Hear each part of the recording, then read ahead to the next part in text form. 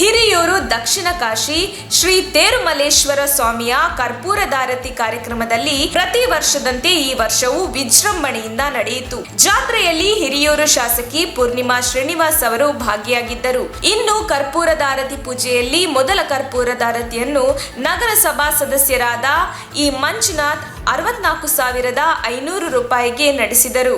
ಎರಡನೆಯ ಕರ್ಪೂರದ ಆರತಿಯನ್ನು ಮಾಹಿ ಜ್ಯುವೆಲ್ಲರ್ಸ್ ಮಾಲೀಕ ಕೌಶಿಕ್ ನಾಯ್ಡು 35,500 ರೂಪಾಯಿಗಳಿಗೆ ನಡೆಸಿದರು. ಮೂರನೇ ಕರ್ಪೂರದಾರತಿಯನ್ನು ಗ್ರಾಮ ಪಂಚಾಯತ್ ಅಧ್ಯಕ್ಷರಾದ ನೇತ್ರಾವತಿ ಅರುಣ್ ಕುಮಾರ್ ಬ್ಯಾಡರಹಳ್ಳಿ ಅವರು 31,500 ರೂಪಾಯಿಗಳಿಗೆ ನಡೆಸಿದರು. ಈ ಸಂದರ್ಭದಲ್ಲಿ ಹಿರಿಯೂರು ತಾಲೂಕಿನ ಶಾಸಕಿ ಪೂರ್ಣಿಮಾ ಅವರು ಸ್ವಾಮಿಗೆ ಕರ್ಪೂರದಾರತಿಯನ್ನು ಬೆಳಗಿದರು.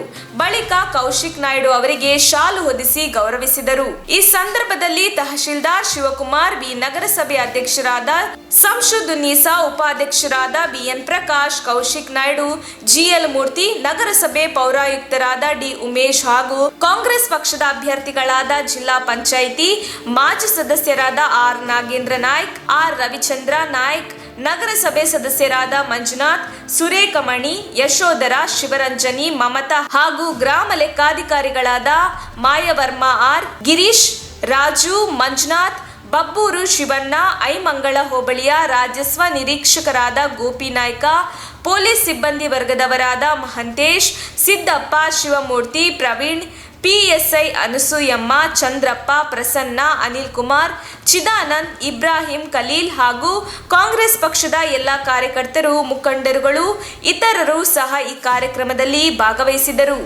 ನಮ್ಮ ತುಮಕೂರು ಮಾಧ್ಯಮದ ವಿಶೇಷ ಸುದ್ದಿಗಳನ್ನು ನಿರಂತರವಾಗಿ ಪಡೆದುಕೊಳ್ಳಲು ಚಾನೆಲ್ ಅನ್ನು ಸಬ್ಸ್ಕ್ರೈಬ್ ಮಾಡಿ. ಕ್ಷಣ ಕ್ಷಣದ ಸುದ್ದಿಗಳಿಗಾಗಿ www.nammathumakuru.com ಗೆ ಭೇಟಿ ನೀಡಿ.